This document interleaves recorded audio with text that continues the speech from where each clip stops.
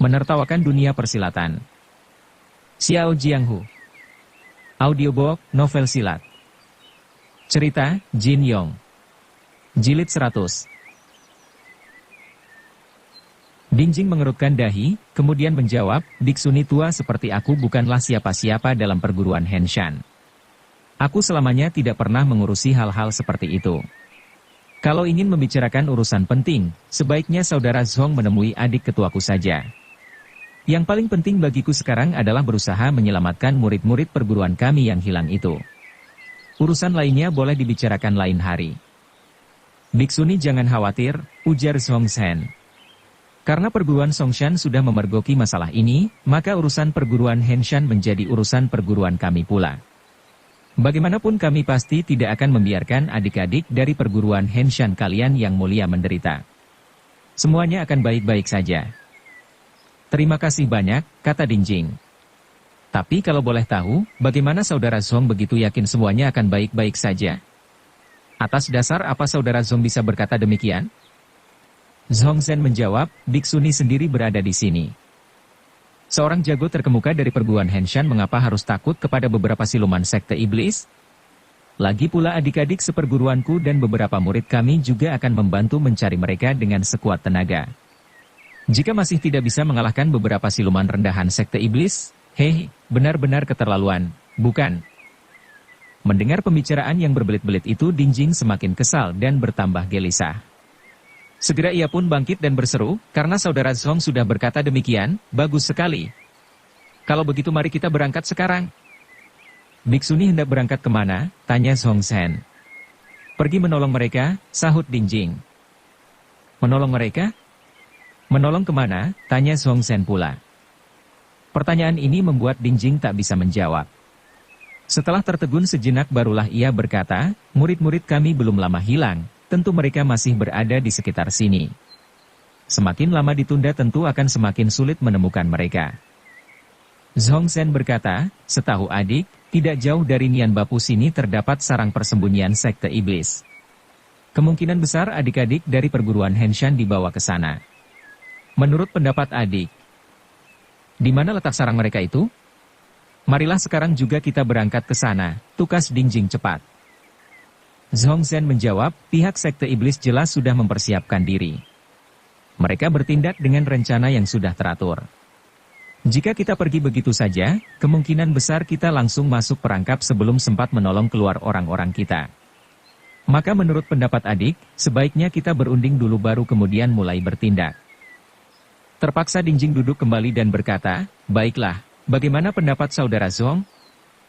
Kedatangan adik ke Fujian ini adalah atas perintah Ketua Zuo untuk merundingkan suatu urusan penting dengan biksuni, kata Zhongshan perlahan-lahan.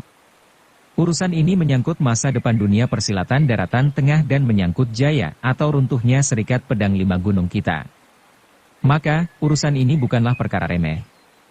Jika urusan penting ini sudah ditetapkan, maka soal menolong orang segala boleh dikata semudah membalikkan telapak tangan. Urusan penting apa yang kau maksudkan? Sahut Dingjing menegas. Yaitu seperti apa yang adik katakan tadi, tentang peleburan serikat pedang 5 gunung menjadi satu itu, jawab Zhongshan. Ia terus-menerus menyebut diri sendiri, adik, seolah-olah kelima perguruan sudah dilebur dan ia menjadi adik seperguruan Dingjing.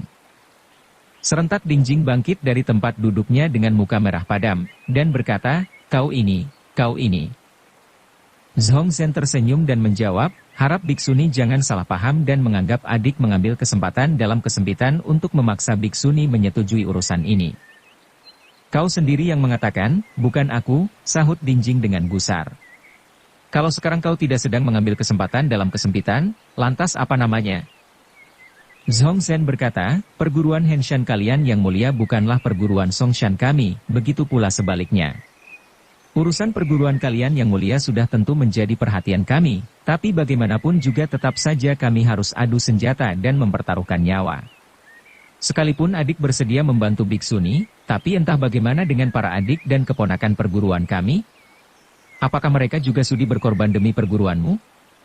Namun kalau kedua perguruan sudah dilebur menjadi satu, maka urusan ini menjadi urusan perguruan kita bersama. Dengan demikian kami tidak bisa mengelak dan harus ikut memikul tanggung jawab ini sepenuh tenaga. Dingjing menyahut, jelasnya, kalau perguruan Henshan kami tidak mau bergabung dengan perguruanmu yang mulia, maka perguruan Songshan kalian akan berpangku tangan terhadap hilangnya murid-murid kami yang diculik sekte iblis, begitu. Tidak bisa dikatakan demikian, kata Zhongzhen. Adik hanya menjalankan perintah ketua Zuo untuk berunding dengan biksuni.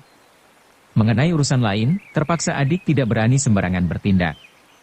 Untuk ini harap biksuni jangan marah. Dingjing sangat gusar sehingga wajahnya terlihat pucat pasi. Dengan nada dingin ia berkata, biksuni tua ini tidak berhak mengambil keputusan mengenai peleburan perguruan. Sekalipun aku menyanggupi, percuma juga kalau nanti adik ketua kami menolak. Zhongzhen menggeser kursinya lebih dekat, lalu bicara agak berbisik. Asalkan biksuni sudah menyanggupi, kelak biksuni Dingxian pasti akan menerima juga. Biasanya, jabatan ketua dari suatu perguruan dipegang oleh murid tertua. Bicara tentang keluhuran budi, ilmu silat, juga tentang siapa yang lebih dulu masuk perguruan, seharusnya biksuni Dingjing yang menjadi ketua perguruan Henshan. Brak, mendadak Dingjing menggebrak meja sampai rompal salah satu sudutnya. Ia kemudian menukas dengan nada bengis, apa kau berniat hendak memecah belah kami? Aku sendiri yang memohon setulus hati kepada mendiang guru kami supaya adikku yang diangkat menjadi ketua. Jika aku mau menjadi ketua tentu sudah sejak dulu kulakukan. Tidak perlu menunggu orang luar menghasut seperti ini. Zhongzhen menghela napas lalu berkata, apa yang dikatakan ketua Zuo memang tidak salah. Apa yang beliau katakan, hardik Dingjing. Zhongzhen menjawab, sebelum berangkat ke selatan sini, ketua Zuo sudah berkata kepadaku bahwa perangai biksuni Dingjing dari perguruan Henshan sangat baik, berbudi luhur, ilmu silatnya juga sangat tinggi, namun sayang kurang luas pandangannya. Aku lalu bertanya mengapa demikian? Beliau menjawab cukup mengenal pribadi biksuni yang suka kepada ketentraman, tidak memedulikan urusan duniawi, tidak suka mencari nama, juga tidak suka ikut campur urusan sehari-hari. Jika berbicara soal peleburan kelima perguruan dengan biksuni tentu usahaku akan sia-sia belaka. Namun karena masalah ini sangat penting, walaupun tahu tidak akan berhasil, tetap akan kusampaikan juga kepada biksuni. Jika biksuni hanya memikirkan keselamatan diri sendiri dan tetap tidak menghiraukan hidup mati ribuan orang aliran lurus kita, maka apabila dunia persilatan tertimpa bencana besar, terpaksa kita anggap saja ini sudah suratan takdir. Kami tidak bisa berbuat apa-apa lagi. Dingjing kembali bangkit dan berkata sinis, percuma saja kau memutar lidah dengan bermacam-macam kata-kata manis. Perbuatan perguruan Songshan kalian bukan hanya mengambil kesempatan di dalam kesempitan, tapi juga menimpakan batu kepada orang yang tercebur ke dalam sumur. Perkataan biksuni tidak benar, bantah Zhongzhen. Kalau biksuni bersedia menerima ajakan kami, kemudian ikut mengemban tugas berat ini menyampaikan kepada perguruan Taishan, Hengshan, dan Huashan sehingga bergabung menjadi satu, maka perguruan Songshan kami akan sangat berterima kasih, dan mendukung biksuni menjadi ketua perguruan lima gunung. Dengan demikian biksuni dapat melihat betapa tulus maksud baik ketua Zuo yang tidak memiliki ambisi pribadi. Sudahlah, tidak perlu kau teruskan, hanya membuat kotor telingaku saja, seru Dingjing sambil menggoyang-goyang kedua tangan. Ia kemudian memberi hormat, lalu memukul daun pintu hingga terlepas dari bingkainya dan melayang seketika. Secepat kilat ia melesat keluar meninggalkan penginapan Xianju tersebut. Setibanya di luar, Dingjing merasa mukanya yang panas menjadi segar tertiup angin malam yang semilir. Ia pun berpikir, orang bermarga Zhong itu mengatakan sekte iblis mempunyai sarang persembunyian tidak jauh dari Nian Bapu sini. Entah ucapannya itu benar atau tidak. Di tengah malam sunyi ia berjalan sendiri tanpa tujuan yang jelas sambil termenung-menung. Saat itu rembulan hampir terbenam sehingga bayang-bayangnya terlihat panjang pada bebatuan pelapis jalan. Setelah berjalan beberapa puluh meter tiba-tiba ia menghentikan langkah. Hanya mengandalkan tenagaku seorang diri bagaimana aku mampu menolong puluhan murid yang tertawan? Seorang kesatria harus dapat bertindak sesuai keadaan. Rasanya untuk sementara tidak ada jeleknya aku menyanggupi permintaan orang bermarga Zhong itu. Nanti kalau para murid sudah diselamatkan maka aku akan segera bunuh diri untuk menebus kesalahanku. Dengan demikian perguruan Songshan tidak memiliki saksi hidup serta bukti persetujuanku lagi. Seandainya ia menuduhku ingkar janji dan menghancurkan nama baikku di hadapan semua orang, maka biarlah semua kejelekan ini aku pikul sendiri. Setelah berpikir demikian ia pun menghela napas panjang, lalu berputar balik dan berjalan perlahan-lahan menuju ke penginapan Xianju lagi. Pada saat itulah mendadak di ujung jalan besar terdengar suara seorang laki-laki sedang berteriak-teriak, "Nenekmu, ada jenderal sudah kecapean ingin bermalam dan minum arak, kenapa kalian tidak cepat-cepat membuka pintu?" Apa yang didengarnya itu jelas suara Wu Tiande, komandan militer yang kemarin muncul di pegunungan Xianxia. Seketika Dingjing merasa bagaikan seorang yang hampir mati tenggelam mendadak menemukan sebilah papan kayu yang terapung-apung sebagai pegangan. Sungguh senang perasaannya tidak terkatakan. Orang yang baru datang itu memang betul Wu Tiande, alias Ling Huchong yang sedang menyamar sebagai perwira. Di pegunungan Xianxia kemarin ia telah membantu rombongan perguruan Henshan membebaskan diri dari perangkap musuh, membuat hatinya merasa puas. Ia kemudian berjalan dengan langkah cepat dan mendahului sampai di Nian Bapu. Ketika sampai di kota tersebut, keadaan masih pagi dan beberapa toko serta rumah makan baru saja buka. Segera ia memasuki sebuah kedai nasi dan berteriak, "Sediakan arak." Melihat tamu yang datang seorang perwira, sudah tentu si pelayan tidak berani membantah. Segera ia menuangkan arak, menghidangkan nasi, memotong lauk, dan memberikan pelayanan dengan penuh hormat dan agak gemetar. Ling Huchong sendiri minum sepuas-puasnya sampai agak mabuk. Ia berpikir, kali ini sekte iblis mengalami kegagalan, tentu mereka merasa tidak senang dan akan mencari perkara lagi dengan perguruan Henshan. Diksuni Dingjing memang pemberani dan berilmu tinggi, tapi kurang pandai bersiasat. Sudah tentu ia bukan lawan sekte iblis. Mungkin sebaiknya aku tetap melindungi mereka secara diam-diam. Usai makan dan minum, ia membayar tagihan, lalu menyewa sebuah kamar di penginapan Xianju untuk tidur. Ketika hari sudah siang, ia bangun tidur dan mencuci muka. Tiba-tiba terdengar suara ramai-ramai di luar, seperti ada orang berteriak-teriak, "Malam ini kawanan bandit Huang Fengsai dari Bukit Batu Kacau akan datang merampok Nian Bapu. Kita semua akan dibunuh dan harta benda kita akan dirampas. Kita harus lekas-lekas menyelamatkan diri." Sekejap kemudian datanglah si pelayan menggedor pintu kamar penginapan sambil berteriak-teriak, "Tuan Perwira! Tuan Perwira! Celaka ini! Celaka ini!" Ling Huchong membuka pintu kamar dan memaki, "Nenekmu, apanya yang celaka?" tanya Ling Huchong. Si pelayan menjawab, "Kawanan bandit Huang Fengsai dari Bukit Batu Kacau nanti malam akan menjarah kota ini. Sekarang semua orang berusaha kabur menyelamatkan diri." Ling Huchong memaki lagi, "Nenekmu, siang bolong begini mana ada bandit? Ada jenderalmu di sini, apa mereka masih berani main gila?"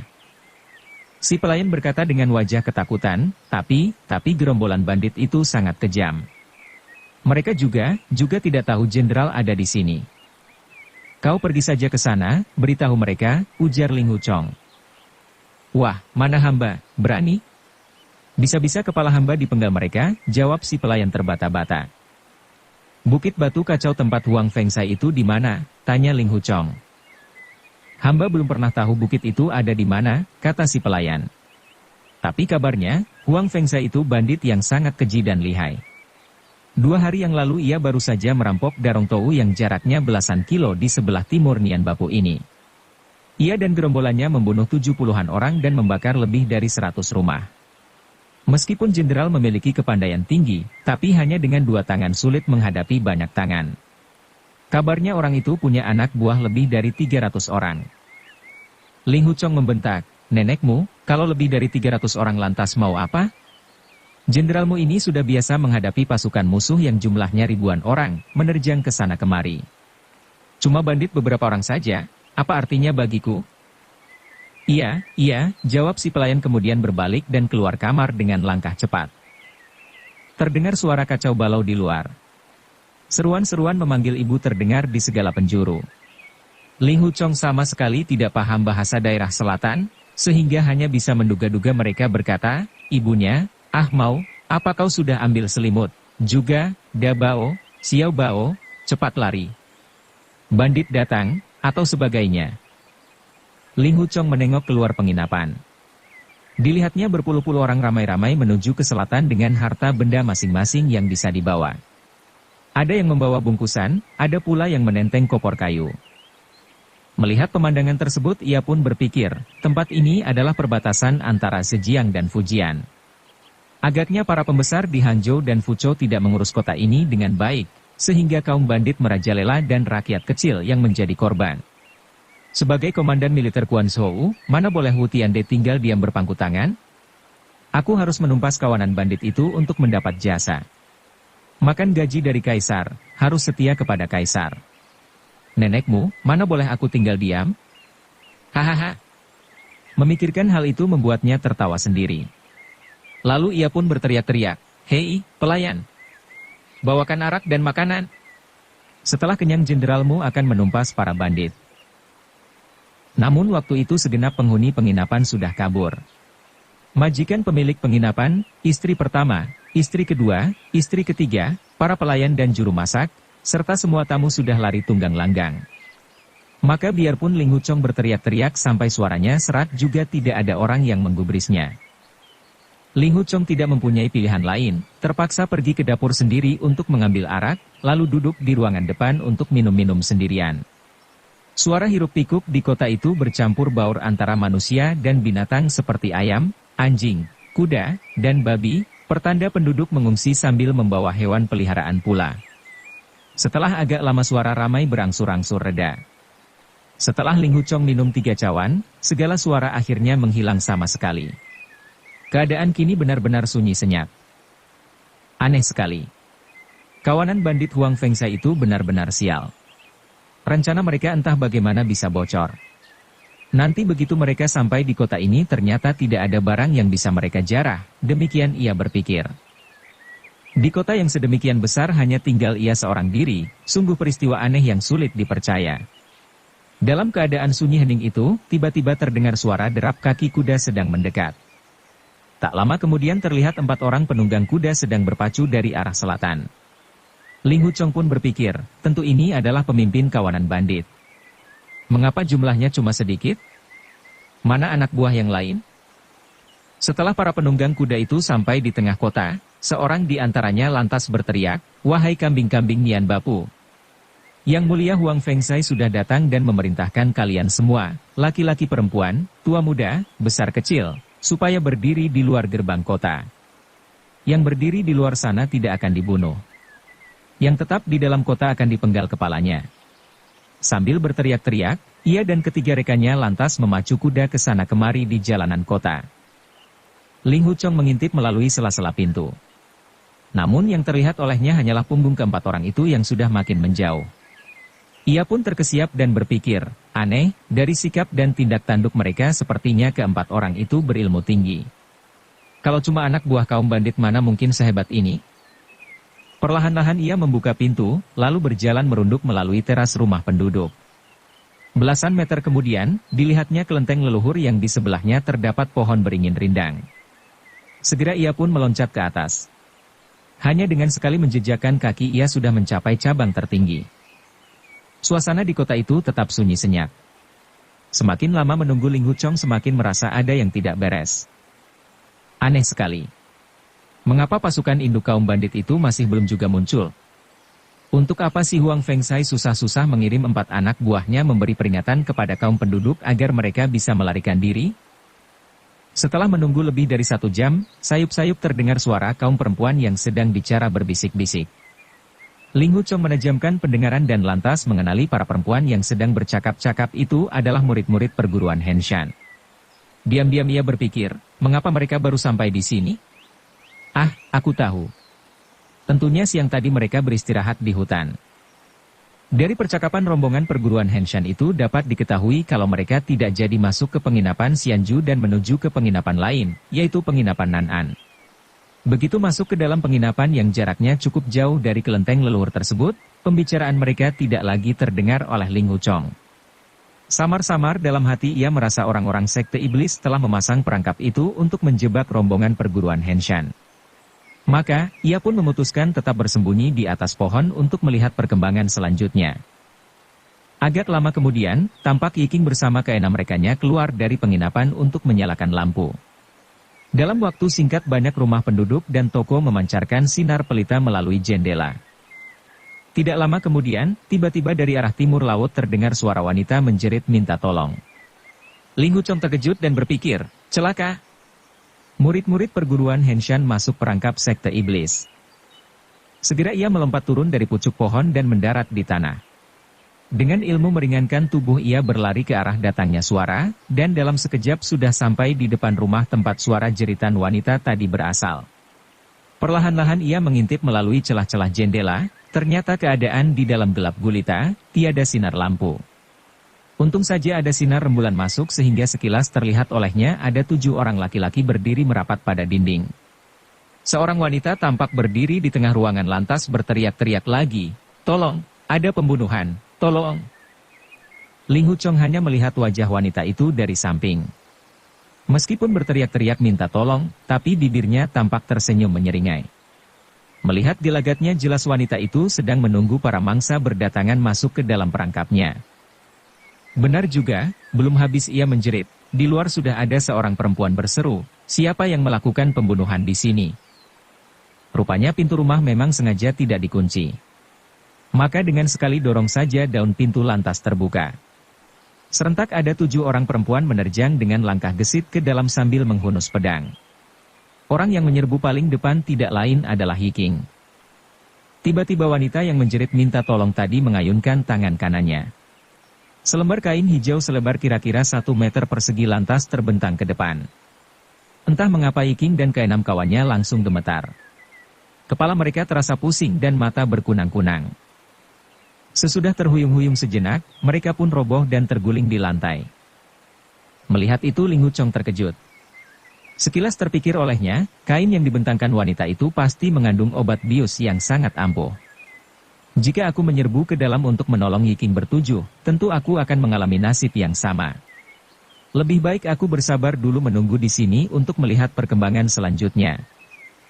Ketujuh laki-laki yang berdiri rapat di dinding beramai-ramai maju ke depan. Mereka mengeluarkan tali untuk mengikat erat kaki dan tangan Yi King bertujuh.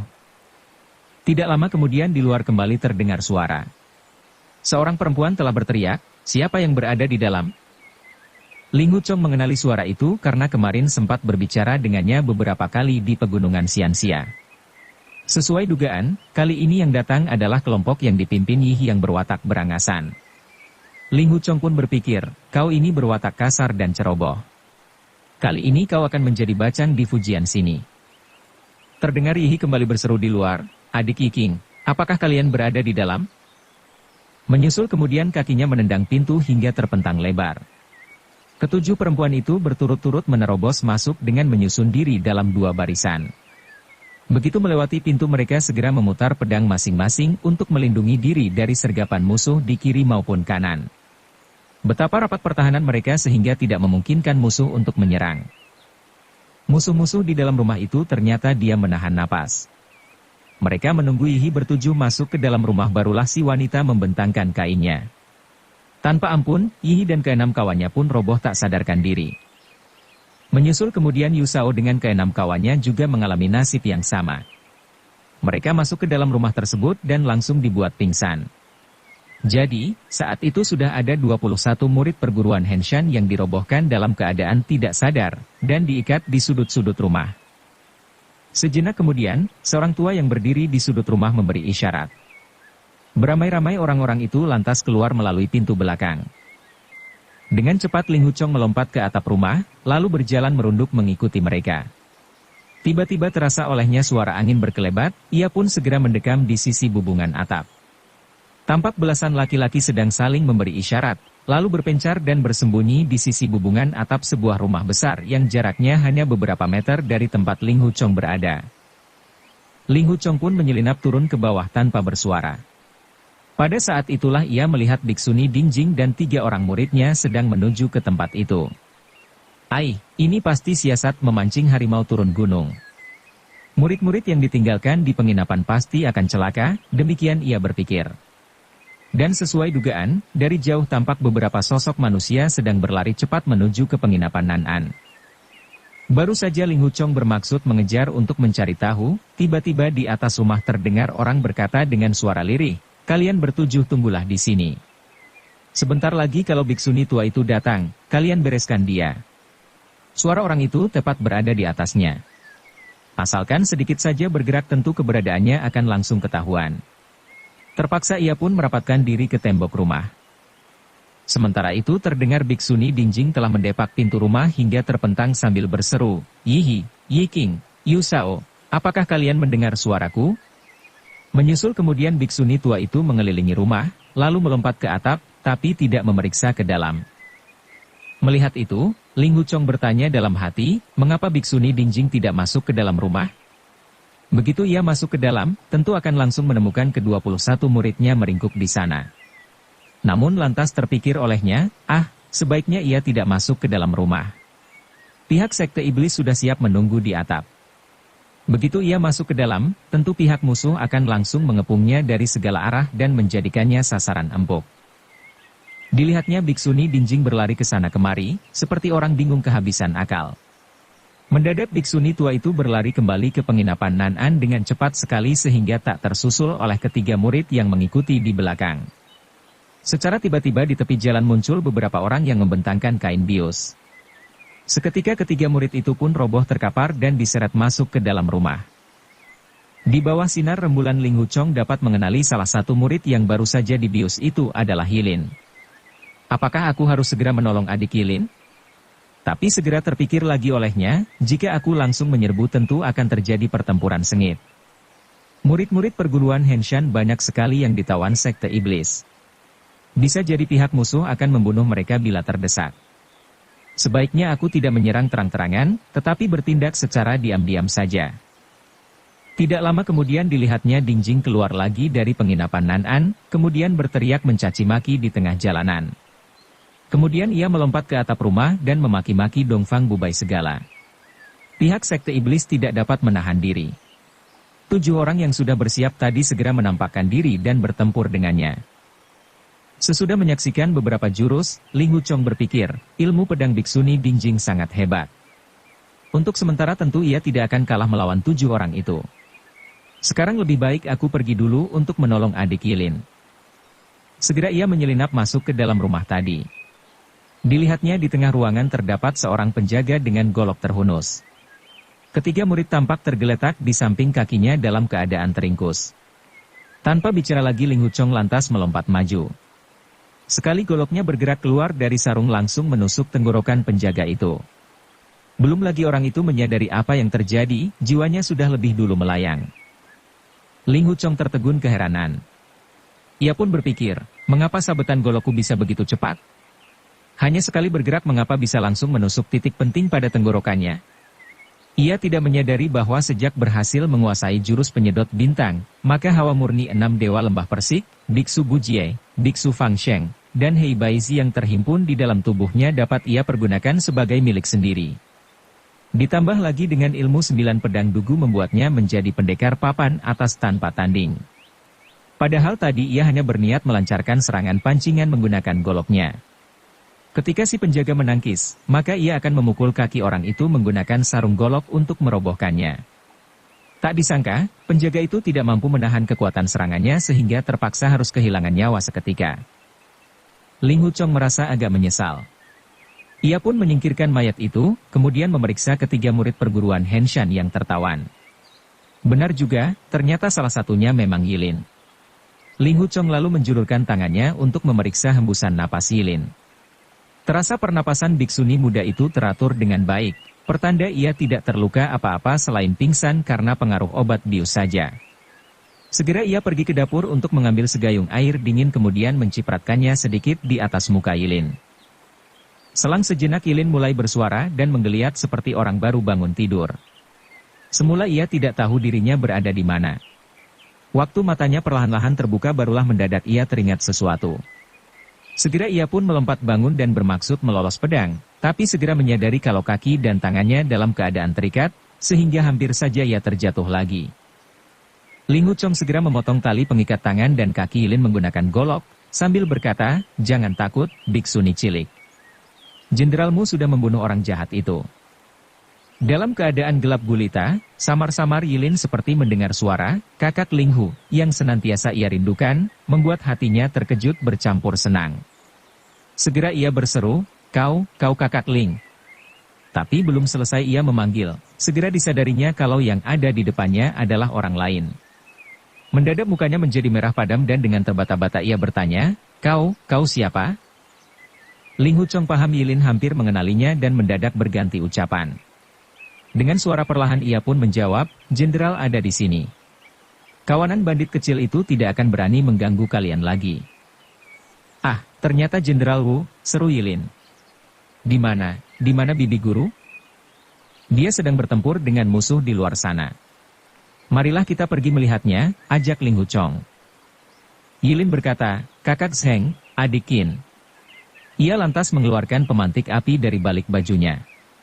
Setelah api menyala, terlihat kedua saudaranya itu masih tergeletak di lantai. Segera ia berkata, oh, mereka berdua ada di sini semua.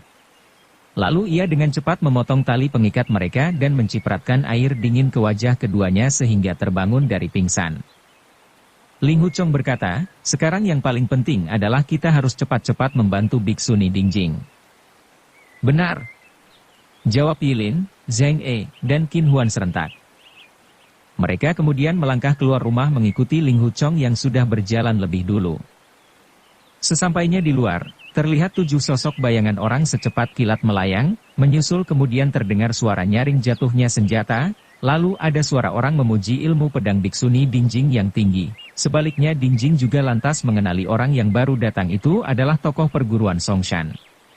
Tidak lama kemudian Biksuni Dingjing tampak mengikuti belasan laki-laki itu menuju ke penginapan Xianju. Ling Huchong lantas melambaikan tangan mengajak Yilin bertiga menyelinap masuk ke dalam penginapan itu untuk menguping pembicaraan mereka dari balik jendela. Ling Huchong kemudian mendengar Dingjing sedang berbicara dengan orang bernama Zhong Zhen di dalam ruangan.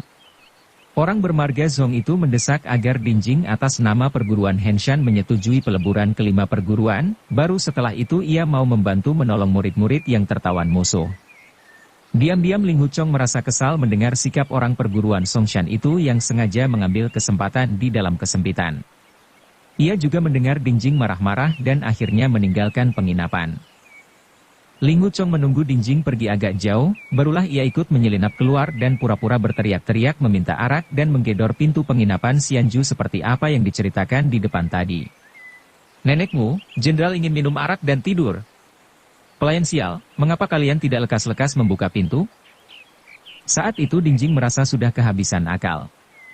Begitu mendengar suara Jenderal Gadungan itu, ia langsung bersemangat dan segera memutar balik untuk menghampirinya. Terlihat pula Yilin, Zheng E, dan Qin Huan berlari-lari menyambutnya. Air mata tampak berlinangan di pipi Qin Huan saat gadis itu menyapa, Guru. Dingjing bertambah gembira dan segera bertanya, dari mana saja kalian tadi?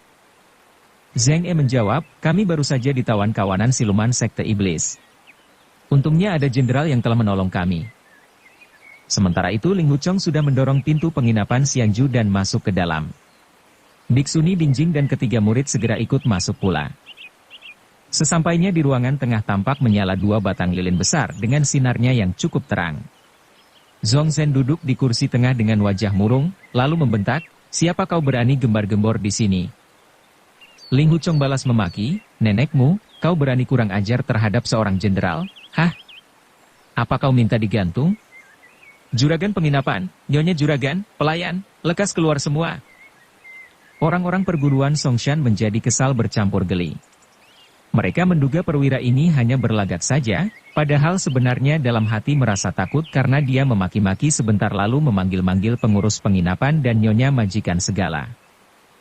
Zhong Zhen berpikir bahwa dirinya sedang menjalankan tugas penting, untuk apa melayani seorang perwira tolol seperti itu? Maka dengan suara perlahan ia memberi perintah, totok orang itu sampai roboh, tapi tidak perlu membunuhnya. Gao Gexin mengangguk. Ia lantas menghampiri Ling Huchong sambil menyapa dengan tersenyum, ternyata tuan pejabat yang datang. Mohon maaf jika kami kurang sopan. Ling Huchong menjawab, kalian rakyat jelata memang tidak tahu aturan. Baik-baik, jawab Gao Gexin sambil tersenyum. Mendadak ia menubruk maju, lalu jari telunjuknya menotok, titik tertawa, pada pinggang Ling Huchong. Barang siapa terkena totokan tersebut tentu akan bergelak tawa terbahak-bahak sampai pingsan. Akan tetapi, Ling Huchong lebih dulu mengerahkan tenaga dalam dan memusatkannya pada bagian pinggang, sehingga totokan Gao Gexin itu hanya membuatnya tertawa geli saja. Ia pun berkata, "Hei, kau ini benar-benar tidak tahu aturan. Mengapa main kitik-kitik segala? Memangnya kau ingin bercanda dengan jenderalmu?" Gao Gexin tercengang. Ia pun melancarkan totokan kedua dengan mencurahkan segenap tenaga pada ujung jarinya. Ling Huchong lantas terbahak-bahak sambil melonjak dan mengejek, "Nenekmu, mengapa kau meraba-raba pinggang tuanmu segala? Memangnya kau ingin mencuri dompetku, ya? Penampilanmu gagah, tapi ternyata begitu, hahaha." Tanpa pikir lagi, Gao Gexin menjulurkan tangan kirinya kemudian menyambar pergelangan kanan Ling Huchong. Dengan cepat ia bergeser ke kanan, hendak menarik Ling Huchong hingga roboh ke lantai dengan sekali telikung. Tak disangka, begitu tangannya menempel pergelangan lawan, seketika tenaga dalamnya terasa mencurah keluar dengan sangat deras dan tidak bisa dihentikan. Teringat pada sesuatu, hatinya menjadi sangat ketakutan. Ingin sekali ia berteriak namun mulutnya hanya terbuka lebar tanpa bisa mengeluarkan suara.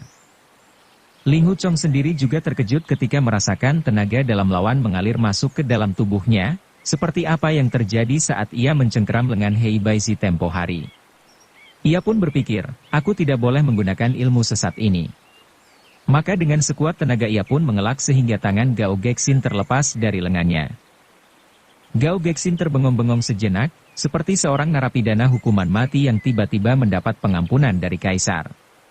Dengan cepat ia lalu melompat mundur. Seluruh badannya terasa lemas lunglai seperti baru sembuh dari sakit berat.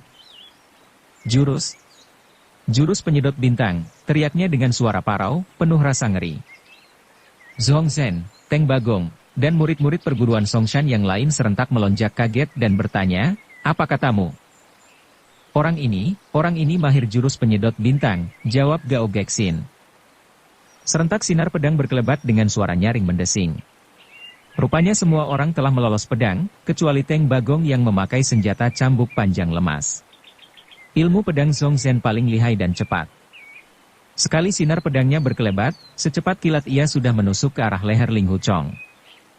Sewaktu Gao Gexin berteriak-teriak tadi Ling Huchong sudah menduga orang-orang perguruan Songshan pasti akan mengerebut maju. Maka begitu melihat mereka melolos senjata, ia pun segera menyiapkan goloknya yang masih terselubung sarung. Sebelum tusukan Zhongzhen mencapai sasaran, ujung golok bersarungnya sudah lebih dulu mengetuk punggung tangan setiap lawan yang mengepung. Maka terdengarlah suara gemerantang nyaring memekakkan telinga. Pedang lawan berjatuhan di lantai. Hanya Zhongzhen yang berilmu paling tinggi tidak mengalami hal itu. Meskipun punggung tangannya tidak terketuk, dan pedangnya tidak sampai terlepas dari pegangan, namun ia sangat terkejut dan melompat mundur. Sementara itu, Teng Bagong terlihat konyol. Gagang cambuknya terlepas dari genggaman, dan senjatanya yang lemas itu berbalik membelit leher sendiri sehingga ia pun tercekik dan tidak bisa bernapas. Zhongzhen bersandar pada dinding dengan wajah pucat pasi. Ia pun berkata, "Di dunia persilatan tersiar kabar bahwa ketua Ren dari Sekte Iblis terdahulu, telah muncul kembali. Apakah kau adalah ketua Ren? Ren Woxing?" "Nenekmu, siapa itu Ren Woxing? Jenderalmu ini tidak pernah mengganti marga, tidak pernah mengganti nama." "Sejak dulu namaku Tiande, tahu," maki Ling Huchong dengan tertawa. "Nah, kalian ini maling ayam dari mana? Di hadapan jenderalmu kenapa tidak lekas lari pulang ke tempat nenekmu, hah?" Zhongzhen merangkap kedua tangannya, lalu berkata, "Ketua Ren yang mulia sudah kembali ke dunia persilatan. Si marga Zhong ini tahu diri bukan tandinganmu. Untuk itu, kami mohon diri." Usai berkata, mendadak ia meloncat keluar dengan membobol jendela, disusul Gao Gexin, Teng Bagong, dan yang lain juga ikut meloncat pergi. Tidak ada seorang pun yang berani memungut pedang yang berserakan di lantai. Bersambung ke jilid 101. Dukung kami dengan subscribe, follow, like, komen dan share. Terima kasih.